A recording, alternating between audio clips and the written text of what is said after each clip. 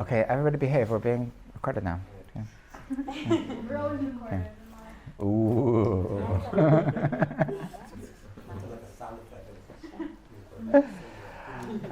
So we are continuing with the story of the king and the emperor. Okay, this is the story of the Yichud HaElyon. This is the story of how God is going to connect in the highest spiritual realms. This is really the story of like everything we're doing here, and this is a love story between us, your neshama. Yeah, I think it's so beautiful. I think it's so beautiful that in Israeli culture, that that you're just like by secular people, they say like, "Ma koreh neshama," you know, neshama shali. So no, the neshama is like it's so beautiful that the Jewish nation knows intuitively that we are our neshama. That's what we are. We're not our bodies. We're not our personalities. We're not our minds. We are neshama. That's just. And I want to connect with you in the deepest way. Okay. So this story is about this love story between this zivug between the neshama and the Torah, because the neshama really wants to be one, to be united with the Torah in a very deep, dynamic relationship. And this is what this is all about. And so we started the story and just started to decode all of the metaphors in this very wild story. And so the story about the king and the emperor, that neither of them are able to have children, and they're searching to be able to have children, and the desire for children is a very deep desire. It's a desire to have eternity. It's a desire to be able to have continuity. By the way, I shared with my Neve girls the other day that there's another reason why it's so important to have children, and that is because if you don't have children, then you'll never know how disgusting it is when people tell you what to do. Because when you have children, so then you walk down the street, and random people tell you that she's not strapped in. She's too hot. She's too cold. She needs a hat. Oh, everyone thinks that she needs a hat. Okay. And who asked you? I have way more experience than you do. How many kids do you have? So anyway, so I really think that one of the reasons why Hashem wants us to have children is so we should understand that we should just mind our own business, and we don't, and you never really, it says that one of the reasons why Hashem made us slaves in Egypt is because our job in this world, the job of the Jewish people in this world is to fight against evil, and the only way the only way to really fight with your full heart against evil is only if you know how bad it really is, and that's why Hashem put us into Egypt. This is mamish that's like this is Parshat Shavua. Like Hashem is putting us into Egypt. Why did Hashem put us into Egypt? The reason why Hashem put us into Egypt is because the only way to really, really know the only way to fight, like to the end, like to your last breath against evil, is only if you really know how bad it is to be the oppressed. And that's why Hashem put us for 210 years, that we should feel what it feels to be oppressed, and then you know it is. Now for all eternity, it's your job to fight for the rights of the oppressed, to make sure that there's not going to be evil in the world, to make sure there's not going to be suffering in the world, to make sure that there's not going to be this kind of slavery in the world. And there was it was a beautiful thing that I don't know when it was, in the 60s or whatever, that what was his name? That Heschel would that Avram Yeshua Heschel would go together with Martin Luther King Jr. And they were the 60s then, and he understood that the Jewish narrative is to fight against anybody who's oppressed. That's what we stand for. So anyway, so Yeah, so mind your own business. Yeah, everybody just please don't tell other people what to do. Unless you're fighting Live, evil. live and let live. I don't even want to say that because like you know how many people think that it's evil that I didn't strap in my kids. Wow. No, in Hebrew it goes very good. It goes very good because in Hebrew you say hilok shura. Hilok shura means like that she's not strapped in. So I say lo at lok shura. So anyway, so shalom.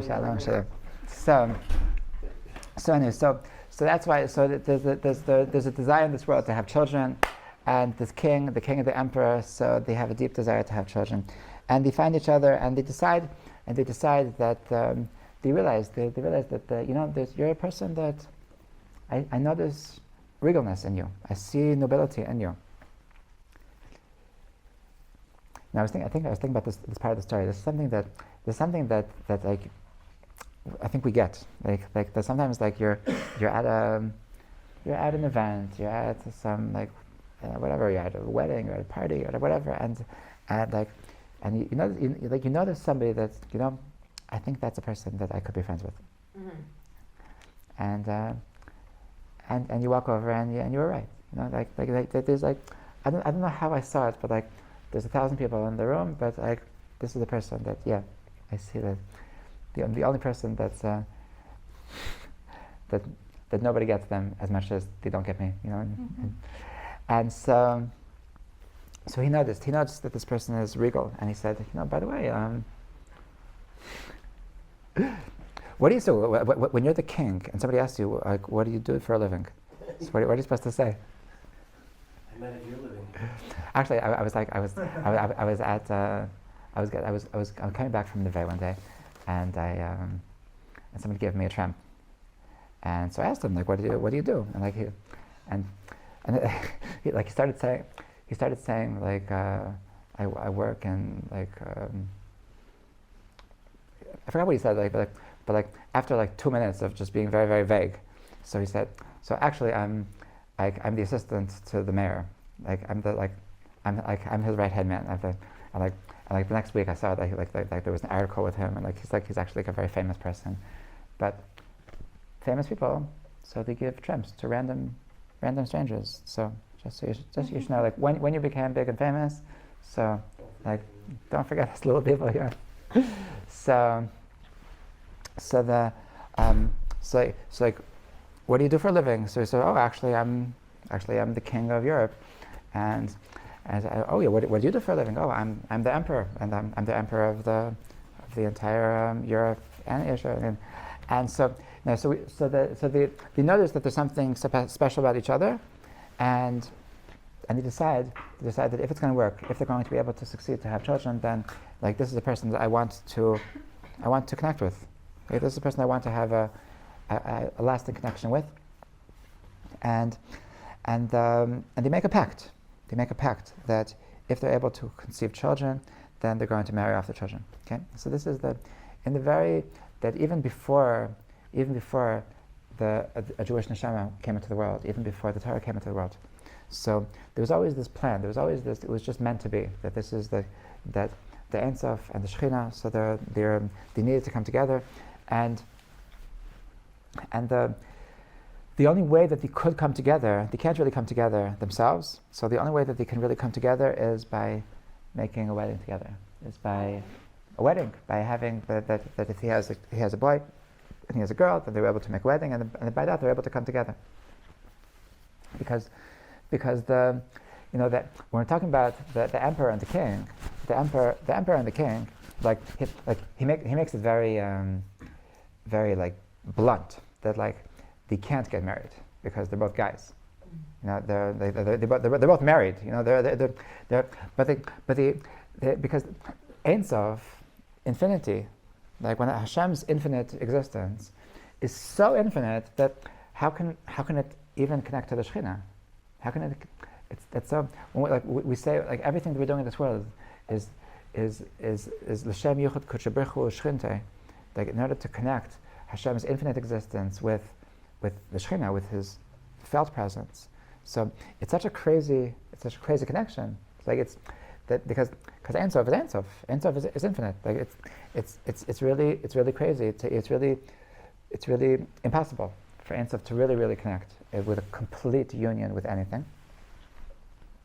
So the way that the Ein Sof and the Shekhinah connect is actually through the neshama with the Torah connecting. And that's their children. And that's their children. That's the daughter of the emperor and the son of the king represents the neshama. The neshama is coming from Ein Sof. It's coming from Elokos. It's coming from the Chelek Elokam Mimah Mamish. That it's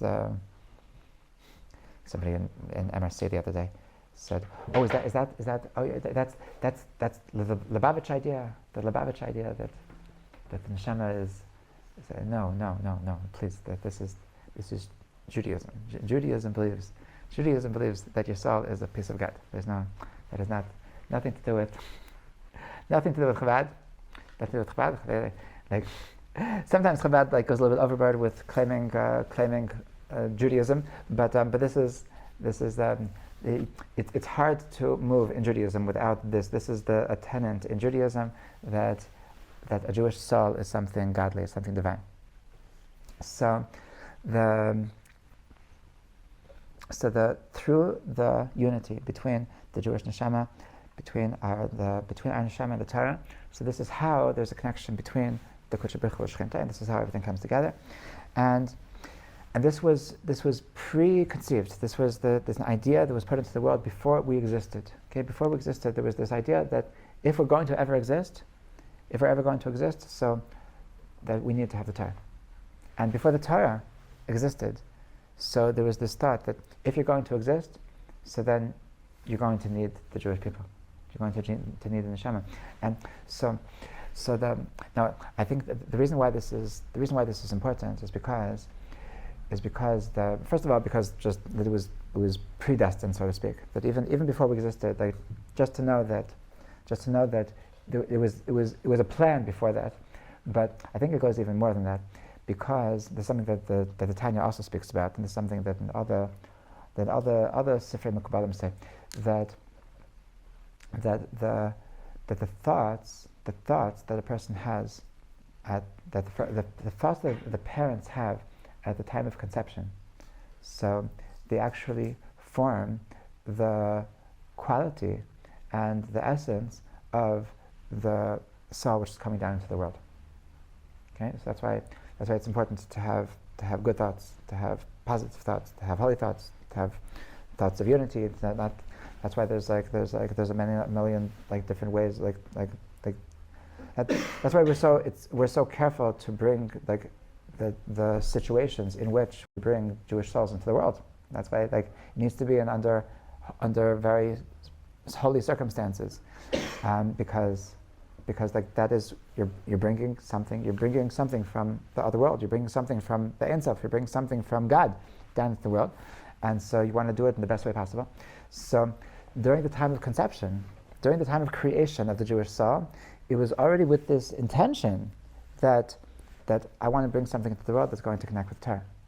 And during the conception of Torah, so it was with this intention that I want to bring something into the world that's going to connect with the Jewish people.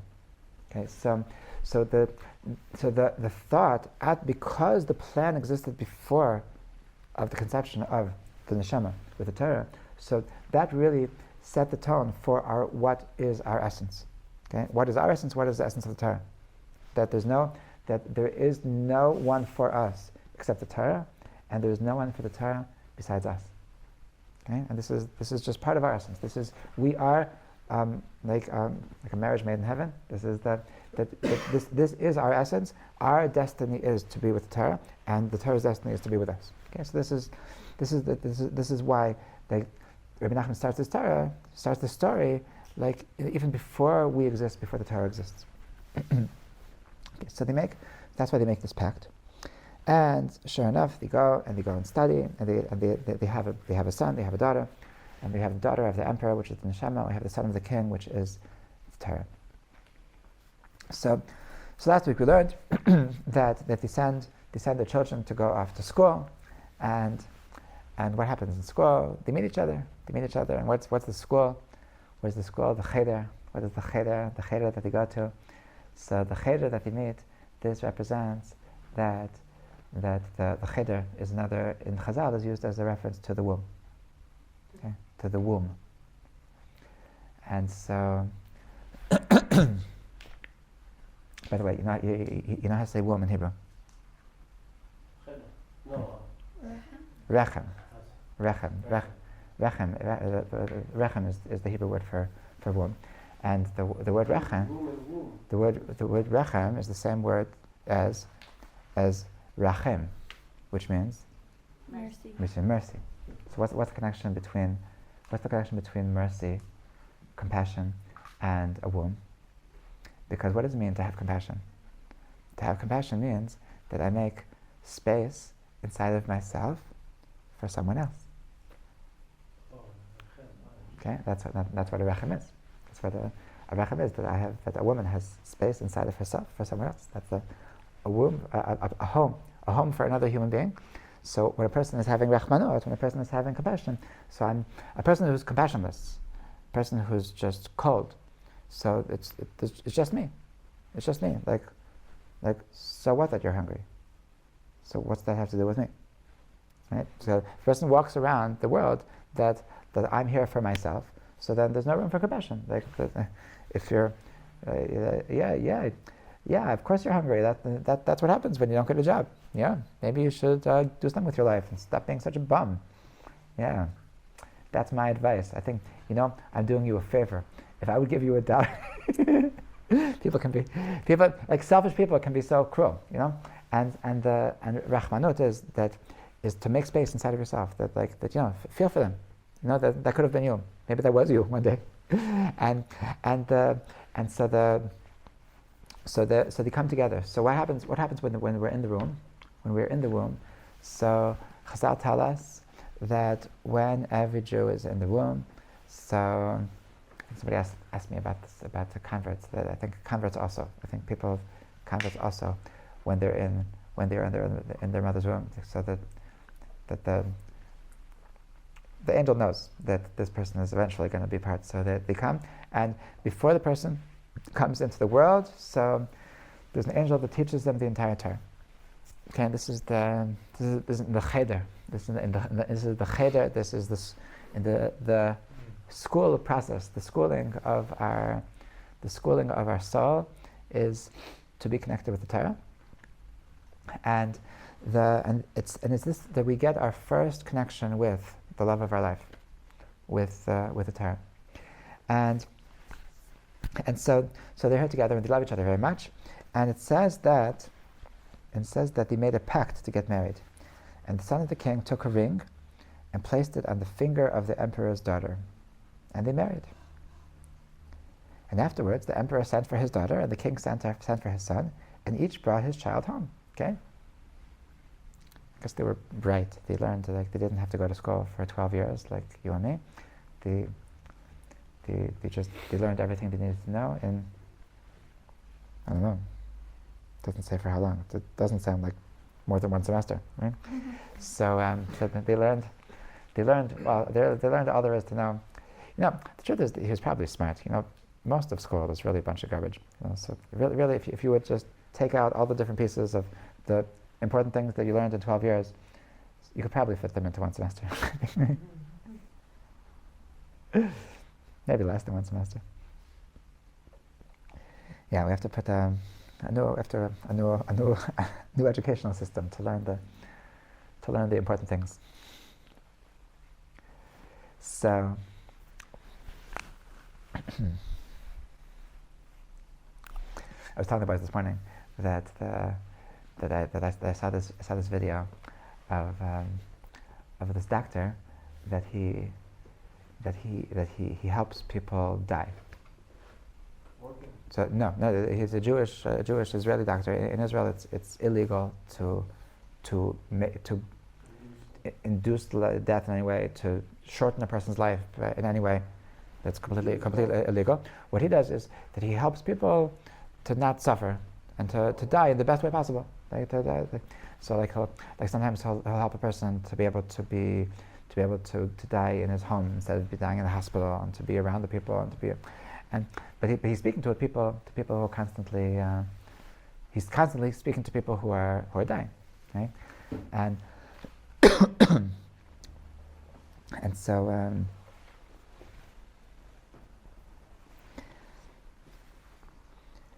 so like in school they don't teach you like how to face your death the best way, like how to. That's something I think, I don't know, it should be a class, like Death 101, like how to die in the best way possible. Tell me when mother told us. What's the best way to die? What do you say? Best way. He also said that the best way to die is to live life to the fullest, to live life without regrets. You know, but like in school, but they don't teach you in school. They don't teach you in school. Everything you learn in school is not going to teach you. It's not going to teach you how to be a happier person when you're dead, when you're about to die. Certainly doesn't. Certainly, there's no class in school that ever teaches you what to say to a person who's dying. So, what? It's a class called Awkward Moments. You took a class? I'm saying, if you make a class. We should make a class. Yes, okay.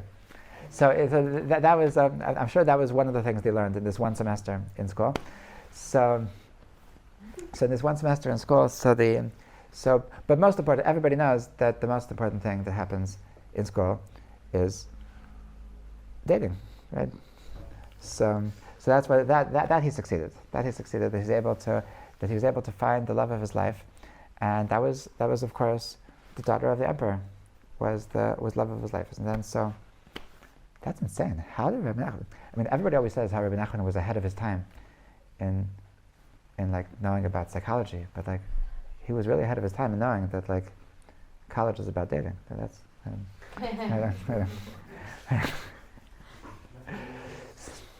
so no, the Baal Shem Tov didn't know how awesome Rabbi Nachman was. You know? He didn't go to school. So they found love, and he gives her a ring. So in the, I think we read once the first class we read that Reb Nassan writes a little bit of an introduction. So he references this ring. He references this ring. This ring, the ring that the son of the king gives to the daughter of the emperor. So he says the soidai noida. It's secret. Its secret meaning is known. So whenever it says noda, that it's known, it means that it's a reference to the Kabbalistic sources. And so I saw, I'm unfortunately not a Kabbalist, but I saw that in Rabbi Aryeh Kaplan's commentary on the story, so he quotes from the Tikkun Zohar. It's really legit sources in Kabbalah. In the Zohar, that it says that this ring is a reference to something called the Keser Torah. There's something called the crown of the Torah, and the crown of the Torah is something which is coming from the Torah, but it's not the Torah itself, but it's what makes your relationship to the Torah eternal. Okay, so what is this Keser Torah?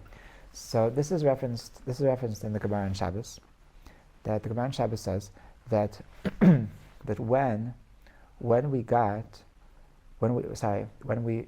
Na'aseh v'Nishma, when the Jewish people came to Mount Sinai, and Hashem asked us if we wanted the Torah, and we said Na'aseh v'Nishma, we'll do and we'll listen. So it says that moment, so every single Jew merited to two crowns. Echad k'neged Na'aseh ve'echad k'neged Nishma. Okay, so every Jew had two crowns, and so this is the Keser Torah. Okay, so it says that this was these were was taken away when we sinned with the golden calf. So then it took away the Kesef Torah. So, but it says in Sfarim that these two crowns is a reference. What's a crown? What's a crown? A crown is something that sits above your head, right? So it says in the commentaries that these two crowns. This is a reference to the fact that every Jew has two crowns, which are sitting above their head, meaning that in the different parts of the soul. So there's 5 parts of the soul. Okay, there's 5 parts of the soul. 3 of them are more famous. 2 of them are less famous. The more famous ones are Nefesh, Ruach, Neshama. Nefesh, Ruach, Neshama. That we spoke about this perhaps a little bit in the story of Hanukkah. The Nefesh is the vital soul. It's just the life source. The fact that you're not dead. Okay, the fact that we're able to breathe. The fact that our blood circulates. So that's Baruch Hashem. Baruch Hashem, we're alive. Like we have a nefesh that circulates our blood. We have a life that keeps us breathing, that keeps us thinking, that keeps all the energy going. So that's nefesh. Ruach is something more deep than that. Ruach is the place of the decision making. Ruach is something which is human. Every human. Humans are unique in the fact that we have a ruach, and the ruach is the place that our consciousness. Right? The animals don't have a consciousness, so that's already ruach. Neshama is something which is already more than human. This is specifically the Jews, and this is what's Chelek Elokam Mima'al. This is what we mentioned before, that the Jewish soul is something divine. That's the neshama. Now, so that stops with our conscious soul. That's the part of our soul that we live with. Okay. But it says that there's 2 levels of our soul which are higher than that. Okay, there's these two other levels of the soul after neshama are called chaya and yechida. Okay, sometimes we only divide them into 4 parts. We call it neshama le-neshama. Okay, the chaya and yechida are called neshama le-neshama. This is referred to in the 4 letters of Yud Kei Vav Kei. This is symbolized by the Yud, and then the Kutzah Shal Yud is the Yechida. Anyway, but the point is that these two parts of our soul is parts of our existence. It's parts of our actual presence in this world, parts of our identity. However, it's not a part of our identity that we are aware of. It's not a part of our identity. It's not part of our essence that we're conscious of, because in our conscious self we only have nefesh, ruach, neshama, but above that we have 2 higher levels of ourself. But we don't realize it's us. It's us, but it's not. It didn't merit to the what merit. It didn't have to suffer this consciousness, this world. This didn't have to go into this physical world. So it's like rooting for us. It's us. It's our soul. It's our essence. It's who we are. However, it's rooting for us from above, and more than that, it's hovering over us and inspiring us. Okay, so the Chaya and Yechida. This is what we merited. This is when it says that we got 2 crowns. So at Mount Sinai, at Har Sinai. So these 2 crowns. This is a reference to Chaya and Yechida. This is a reference to in Kabbalah there's 2 kinds of spirituality.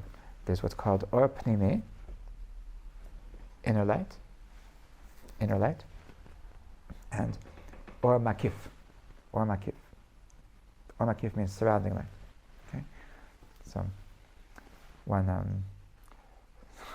there was some girl that became religious and became very spiritual, and her Israeli mother was very annoyed at how she was always talking about spirituality.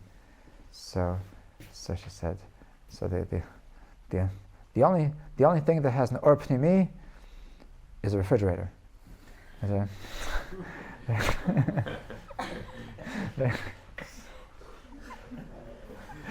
So that we have this. The Or Pnimi is the light on the inside.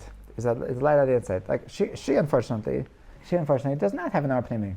Yes, we noticed, Giveret, that you don't have an Arpanimi. Your daughter, on the other hand, does have an Arpanimi. We can all see, you can see in her smile that she, Baruch Hashem, does have an Arpanimi. Okay? So an Arpanimi is the light which is on the inside. It's the light which we're conscious of, and by the fact that we're conscious of it, so the world is also able to be privy to our Arpanimi. On the other hand, the Or Makif, so the Or Makif is something that it's too great to be inside. It's too great to be understood. It's too great to be part of our existence. So this is something that it inspires us, but it's really too great to be manifested, to be actualized. Okay, this is one of the ideas of the mitzvah of Sukkah. Okay, the mitzvah of Sukkah is representing this Or Makif, this light which is surrounding us, but it's too great to come in. So this is the crowns. Okay, this is the crowns. This crown is something that it's not something that you can really put your finger on. Okay, where exactly is your Or Makif? We will never know. So this is the Keser Torah. This is what every Yid feels intuitively, but can't really explain it, can't really understand it, can't really quantify it. Okay, so this is the Or Makif. This is the crown. This is the crown that is connecting us. That is connecting us to the Torah, and this is what's being referenced over here. That we're in the cheder, we're in the cheder. I mean, and this is in the womb. That our connection with Torah becomes such that He gives us the Torah gives us the neshama, this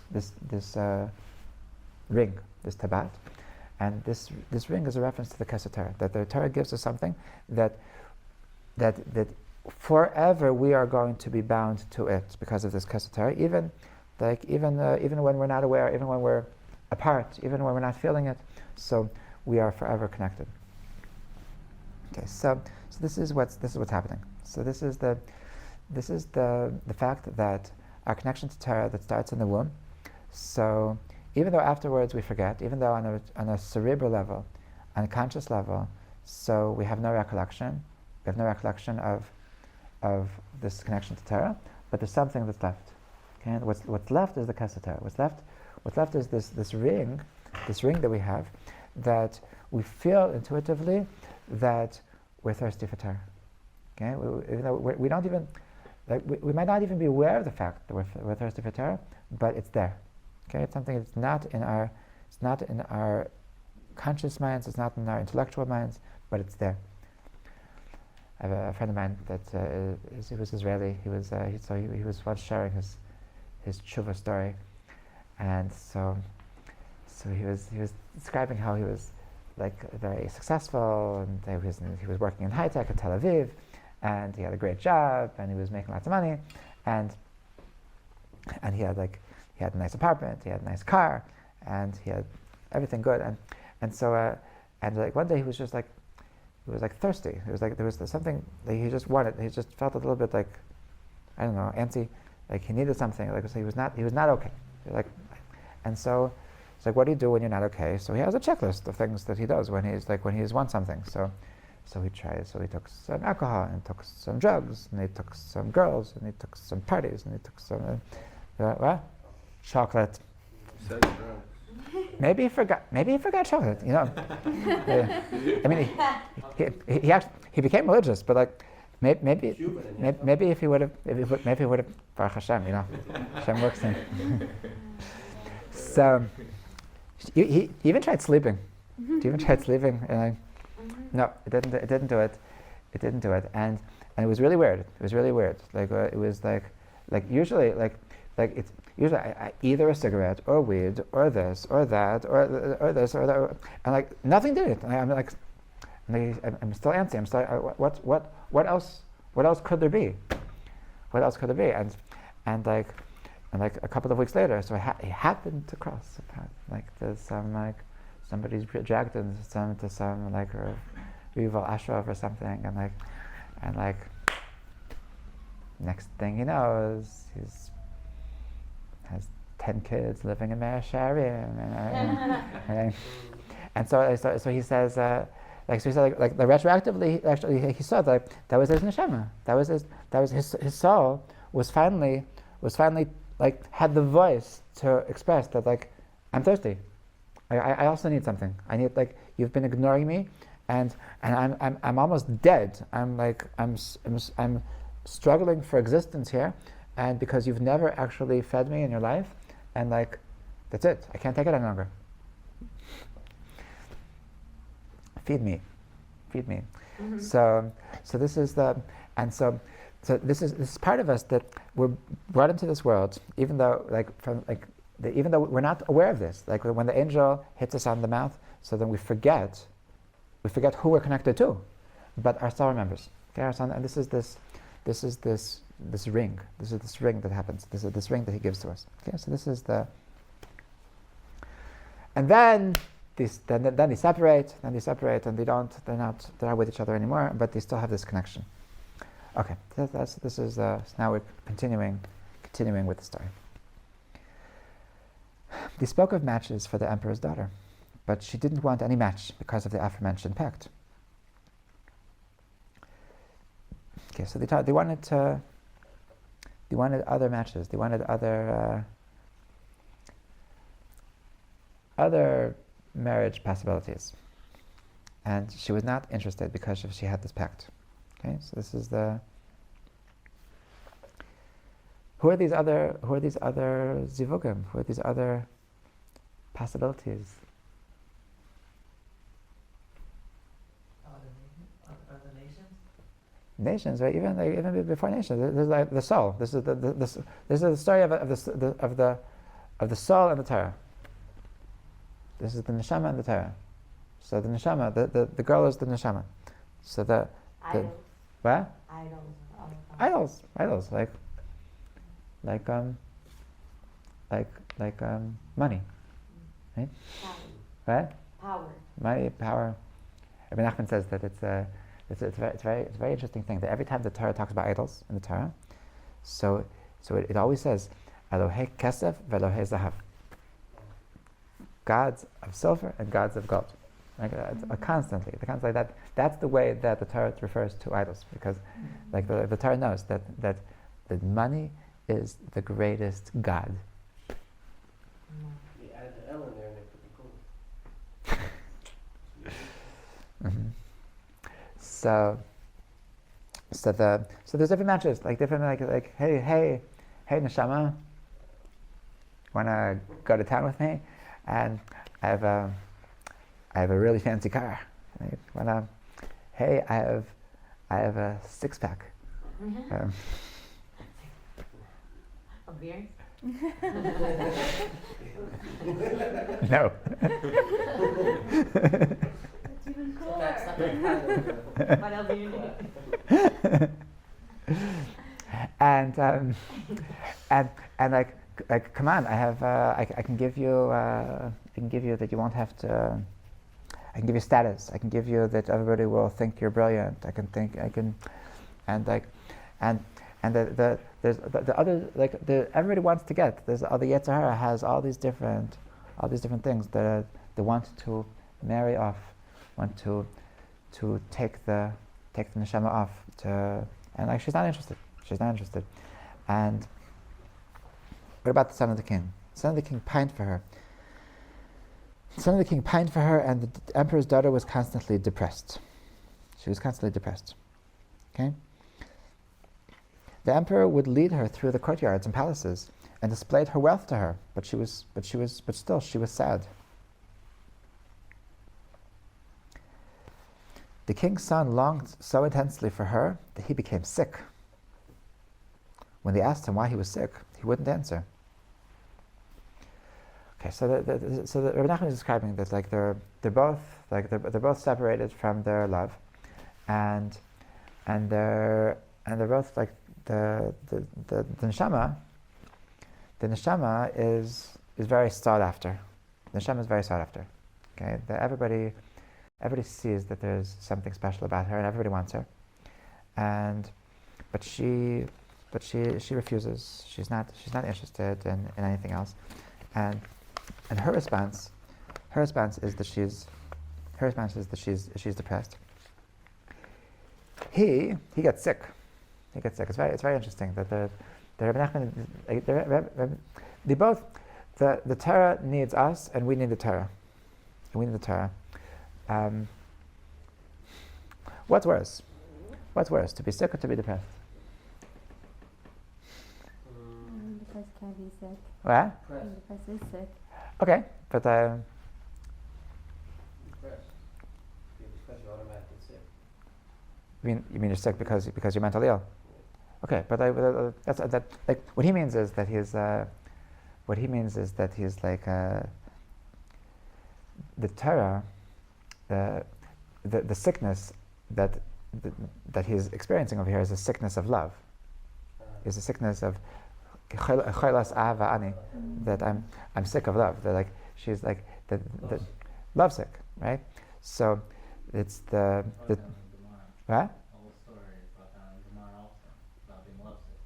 It's in the Tanakh. It's in the whole Shir Shirim. It's about being lovesick. So the Torah is sick. The Torah is sick because he's so missing. He's so yearning for the neshama, and the neshama is worse than sick, because it's worse because when you're lovesick, so you're in love.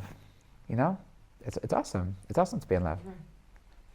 So, there's studies that say that people are most in love when they're away from the person that they love. Yearning is what. Mm-hmm. Like it says, like absence makes the heart grow fonder. So it's a real thing, that you can have a couple that like their relationship is pretty like vanilla, and it's like they separate, like one of them has to go on a trip for 2 weeks, and like suddenly they're like madly in love with each other. It's a beautiful thing. Like you're the most in love with somebody when you're separate, when you're far away from them. So he's experiencing, the Torah is experiencing their love, but the neshama is depressed. Depressed is much more broken than being lovesick, right? So what does that tell us? It means that the neshama needs the Torah more than the Torah needs the neshama. Okay, the Torah is yearning for us. The Torah is absolutely yearning for us, and it feels like wasted, and feels like it's not reaching its potential without us. But we need the Torah way more than the Torah needs us. So that's why the expression of the lack of having its proper zivuk of the neshama is depression. Okay, so which is actually higher? Who's actually higher, the neshama or the Torah? So the emperor is greater than the king. The emperor is the Ein Sof. The emperor is the king of the world. So the greater, the taller, the bigger they are, the harder they fall. How's it go?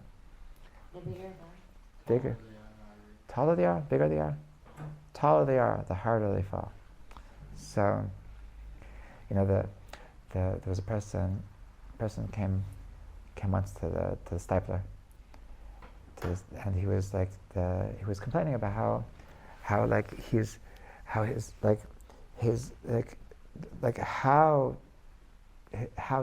disgusting his Yetzer Haras are. How I'm just in the mood to just do blah, and I was like, I'm such a loser. I'm such an unholy person. I'm such an Rabbi. I think Torah is not for me. I think I'm if I would have a holy neshama, so then how could it be that this is what I'm interested in doing? I try to fight against it, but Rabbi, I think that something just messed up with me. If I would really be a holy neshama, then how could I be interested in such lowly things? Okay, so he was really down. He was really thinking that he's really hopeless, So, and the Stipler told him a very amazing thing. And he says, on the contrary, that the fact that you have such low desires, that means that you're coming from the highest place. That people who are just like blah, So like their whole aspirations in life is to just follow the rules, not get in trouble. Okay, that's what the blah people. Vanilla. That's the vanilla people. That's what they aspire to in life. Okay. Maybe like fear really manifests vanilla. I don't like the expression, to be honest, because I happen to love vanilla. But but it's so deep. It's such a so these people, they're like their whole aspiration in life is to just not mess up, to not get in trouble. So like when they wanna sin, so you know what they do? They come to shir 10 minutes late. Or they, I think I'm gonna say my Barena Fashot without so much kavana today. And because that's their life. They're vanilla people. It's like their highs are not so high, their lows are not so low. So, but the Zapper said that you're not that kind of person. You're not this kind of person. You're the person that goes. You're like the fact that you're going so low. That proves that you're a very, very special neshama. Okay, because a boring neshama, a vanilla neshama, would never have these desires like you have. So this is a responsibility. you have a responsibility to be true to yourself, to be able to make it to the top. I won't be satisfied with you unless you become the next Gadol Hador. Unless you become the world's biggest tzaddik. Okay, so this is mamish the neshama, because she's so high. So when she's not doing what she needs to do, when she's not where she needs to be, so she's broken. She's mamish. She's depressed. Nobody can get to her. Okay. So he said to his servant, maybe you can investigate why he's sick. Why he's sick? And he answered him that he knew. Yeah, I was with him when they studied, and he explained to them the matter. Okay. Then the king remembered the agreement that he had made with the emperor. Okay, so then they told him the story. So the king's servants told the king the story about the king's son, and they told him, yeah, your son, they made a pact to marry this girl who happens to be the daughter of the emperor. And then the king said, oh my gosh, yeah, that's me. I did that. I can't believe it. Like I don't know how he knew, how he met this girl by chance. I completely forgot that I actually, that before he was born, I had promised this emperor that I'm going to make a shidduch with him. And then he realized that this had been completely forgotten, and now is the time. So he said, okay, we got to do this. So he wrote to the emperor to prepare himself for the wedding, for they had already agreed to do it. But the emperor didn't want it anymore. The emperor was no longer interested in the shidduch, but he didn't dare refuse. Okay, so now the emperor. Okay, who's the emperor again? The emperor is the Ein Sof. The emperor is Hashem's infinite existence, and so now the emperor. So on the one hand, he can't go back on his word, because Ein Sof is perfect. In Hashem's infinite existence. So he's what we know about him is that he's perfect. So to go back on your word is imperfect. Okay, so God can never go back on his word. But on the other hand, he didn't think it was a good idea anymore. He didn't want it. What the heck? Why didn't the emperor want his daughter to marry the son of the king? He found somebody better. But maybe what? Have you seen us? We're not that great.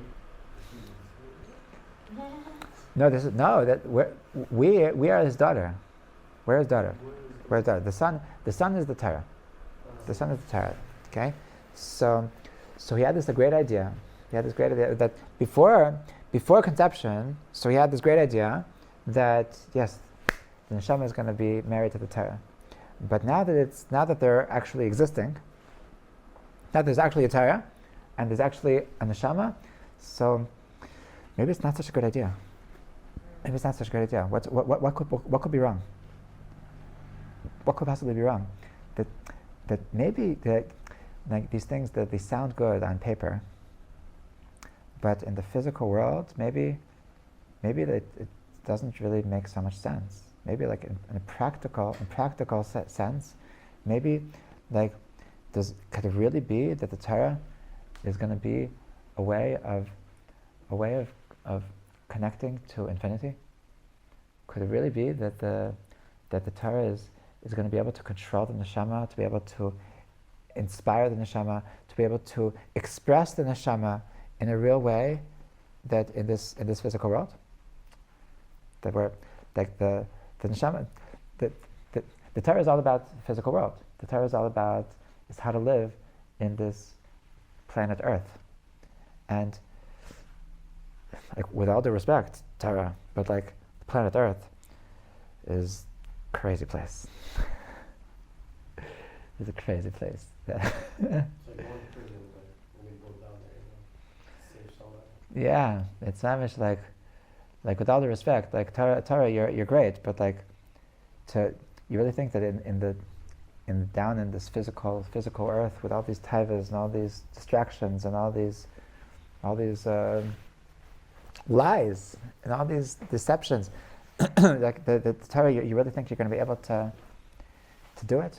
And it says like that, it says before Hashem gave the Torah, so it says that the angels they all were very defensive, and they were very like, whoa, God, like how dare you put the Torah? The Torah belongs in holy places. How could you put the Torah down in the physical world, down in the it doesn't belong there? How could you make this shidduch with the Jewish people? The Jewish people are in the world, the neshama is in the world. How could you give the Torah for down them? The Torah is about perfection, is about living a life in ideal connection, about everything being just so beautiful, and like down the physical world, it's possible. So he didn't think it was possible. When it was actually push comes to shove, when he thought it was already time to get married, so he didn't think it was possible to make the shidduch between the Torah and the Jewish people and the soul. So and Like had a specific soul yeah. Yeah. So what did he do? So he asked the king to send his son to see if he had the quality of rulership, and if so, he would give his daughter to him. So the king sent his son to him, and the emperor seated him in a room, and he gave him papers of government matters to see if he would rule the country. Okay, so he tried to say, okay, let's see what you can do. Here, take some papers and let's see what do you do when your son comes home and says that he wants to marry a non-Jewish girl. Tara, okay, you claim to have all the answers. Okay, let's see. Let's see what do you do when the Bulgaria starts to have a rebellion, and what do you like that? Let's see. So he puts him to some like a possible task, and to try to convince him to show him, so to speak, that come on, what do you think you're doing? And it seems like he's destined for failure. Okay, so the king's son, he longed deeply to see the emperor's daughter, but he wouldn't allow him. And one time, he went by the mirror, and he saw her, and he fainted. She went over to him, woke him, and revealed that she didn't want any other match because of the pact between them. So he asked her, what will we do, seeing that your father doesn't want the match? She answered, even so. Afterwards, they came upon the idea that they would sail out to the sea.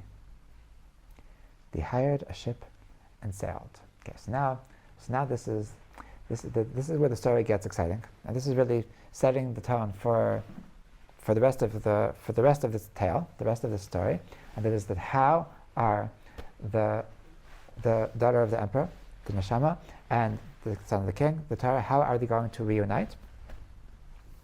And the beginning, it starts with their journey of reuniting, of marrying each other, starts with the sea.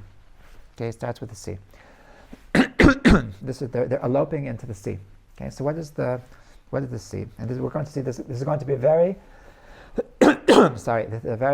a very recurring theme in the story, the theme of the sea. So we have to know that the yam is 50. Okay, yam, yud mem is 50, 10 and 40, and the yam represents the beyond.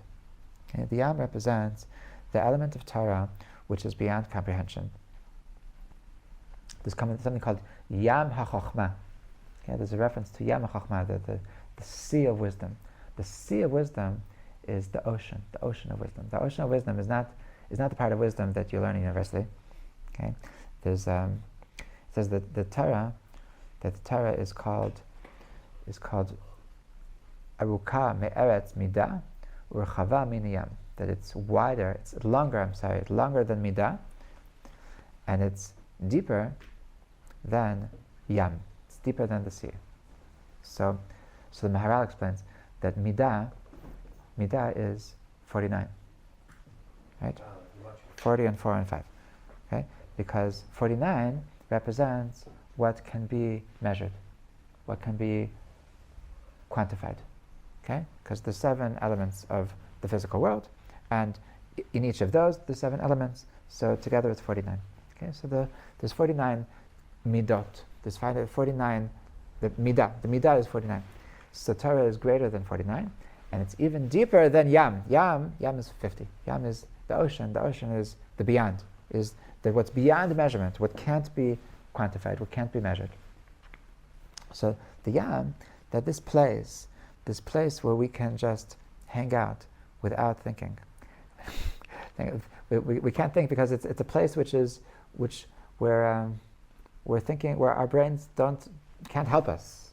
There's a certain, like, these riddles that our brains are only standing in the way of figuring out the answer to the riddle.